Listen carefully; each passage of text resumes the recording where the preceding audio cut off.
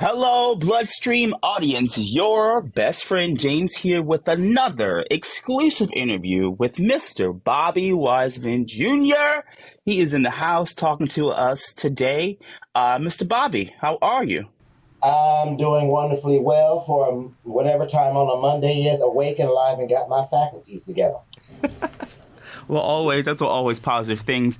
Before we jump into the interview, could you mind telling the audience a bit about you, where you're from, and your connection to the bleeding disorders community? Well, yes, I am the eldest grandson of John Brown Sr., Dorothy Mae Brown. I'm the oldest and only son of Alice Edna Childs. I'm a San Francisco Bay Area native. I'm a youthful 51 and a half. Yes, I still count my half marks because I just do. Yeah, that's a quick nutshell about it. What's your connection to the bleeding disorders community in case our audience doesn't know? Well, let's see. I am a individual living with hemophilia B. I am a former summer camp director. I'm a former man-wan coordinator. I'm a former chapter outreach demonstration project coordinator for the African American community.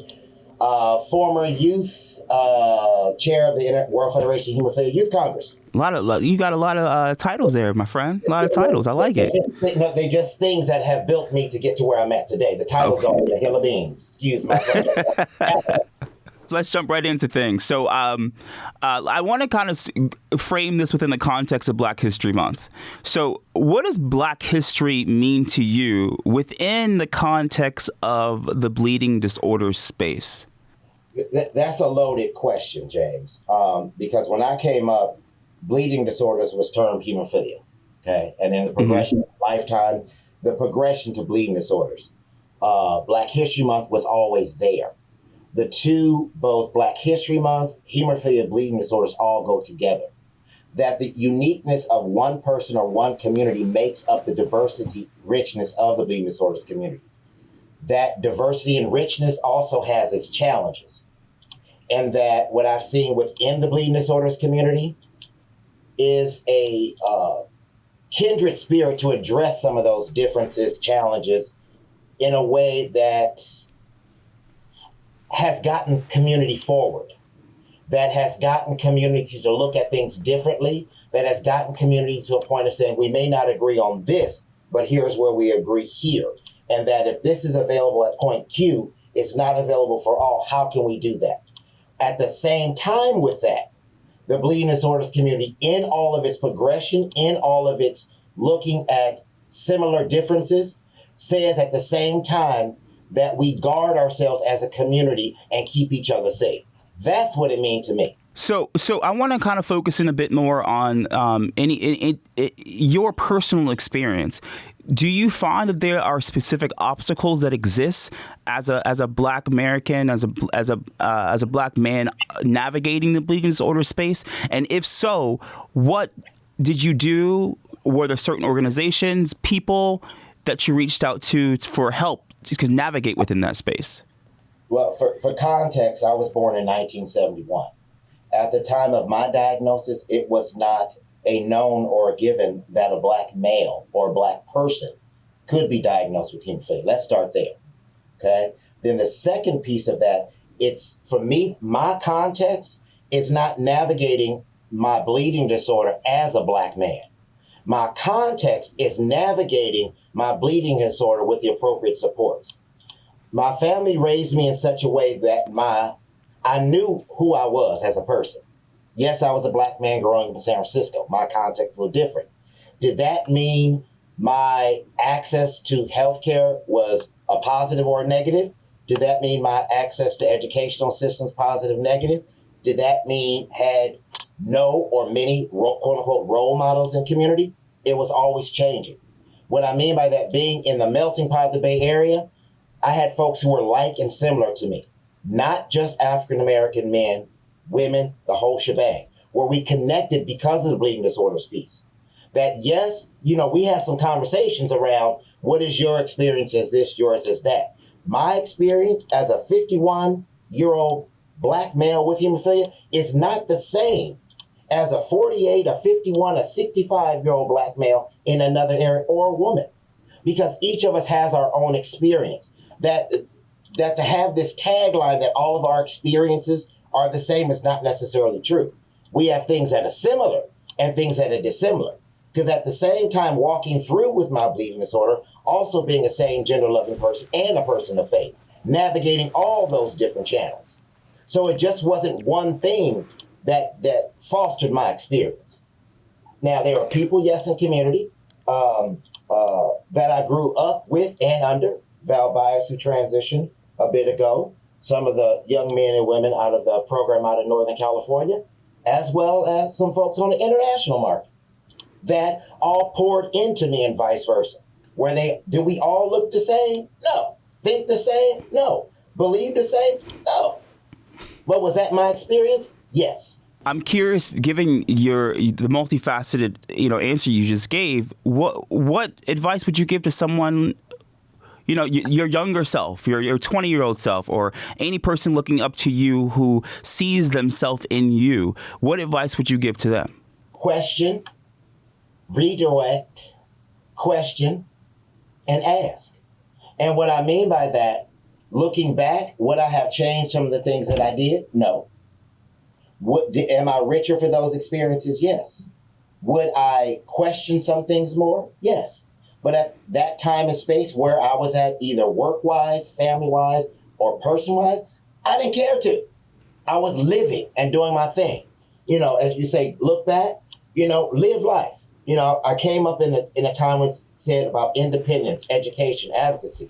I remember many on the road meetings where getting up the next morning around 9 o'clock, I had the sunglasses on. And there's many 6 a.m. conversations and whatnot. Would I give up those experiences? No. That when talking with some of the guys and girls now, we think back to some of the things we did and where we are now. Those are some of the best moments. Would I give that up and say, oh, no, you shouldn't have? No, I wouldn't have. Gave me some good memories, too. Say, no, not doing that again. And other things I'm glad I did it. Fill in the blanks yourself. Well, speaking of the glad I did it, we talked in the very beginning about the many accomplishments that you've had in your life and your 51 and a half years, as you said. Mm-hmm. Looking back, what is one of the most notable accomplishments that you can think of? That's a loaded question. I'm gonna try to be good. That today is Monday. We're doing this, okay? Typically, I'm off on Mondays, okay, because it's a full day of worship. And the most notable, Jesus, I'm still here. Okay, that's the most notable. I'm able to my brain is intact. My feet get me from A to B, and I have choice. That's the most notable thing. Yeah, there's a whole bunch of titles I got and had, a whole bunch of cute little plaques all over the place, and things. But the most notable is that I'm still here. Through the adversity, which turned into a positive for me. Through the moments of some damn dark places, let me just put it as it is. And then that there's small light in that tunnel, and I'm still here. That the opportunity to make a change for my own life first, not in order to inspire or motivate somebody else, but for my own self. Because at the end of the day, in my four walls, I'm in my own head. I can only please myself, redirect my own self. So that's my most impressive, this, that, the other, whatever. There's the titles and the acronym. They're cute. Okay, everybody got to go to the bathroom at some point in time and take a shower. Them titles ain't in there. And the thing that inspires, I can be true to myself and be accountable and responsible. And to hold my head high as my mama's child and my granddad and grandmama's child. When the people who surround me know how I am and they protect me in that, both on the health side, mental health side, all of that. The idea of community has come up quite a bit in the interviews that I've done. And I'm always interested, this is a bit off script, this is not a question I put in here for you, but community can be beyond your circle. So for someone outside of your circle who knows very little about hemophilia, what do you think is the first thing they should know? Ask the person that they're encountering. That's number one, if there's a person. If there's not, and they're just doing a Google search, okay, that's printed black and white. That doesn't give breath and life. Do that additional step and reach out. Connect with the person. There's not a thing to know about hemophilia or bleeding disorder because each of us are different, both male, female, provider, all that, clinic. We're all different. All of our perspectives are different. All of our understandings of hemophilia and bleeding disorders is different. That what I thought and knew about hemophilia when I was 8, 9, 18, and now there's some core information in there. And there's stuff I've gotten rid of because of my growth and stuff I'm still moving towards and into. And so it's not necessarily, someone who wants to know about hemophilia bleeding disorders. That especially in this day and age of new things and whatnot, it's also for the person with his or her bleeding disorder and other stuff of what they have to relearn. And I know that firsthand of some things I'm still having to relearn because of gene therapy piece. That's almost on the constant. So it's that thing, and that it takes it out of the one thing knowing or learning about hemophilia, out of the academia up there and all in the ether. Bring it down. Person to person. That's what it's about, this disconnect of, well, I'm afraid that, baby, ask your question, even if it's wrong. Okay? The person may get upset. Oh, well, let them. Find somebody else. Okay? Because if you're asking to seek truth or an answer, that's what, if your heart is really there, ask your question. My next question to you, because I'm gathering that your center seems to be your family. I don't want to put words in your mouth, but family seems to be very important to you. Is that right? I would concur with you, James, that words are not put into my mouth. So I'm curious about, when in watching you in the Let's Talk documentary that I talked about before we started recording, and my experiences with Patrick, and I'm always interested to know what advice you have for that family who has a child that's born with a bleeding disorder, who had no experience, that wasn't in their realm of understanding, but all of a sudden, boom, things change.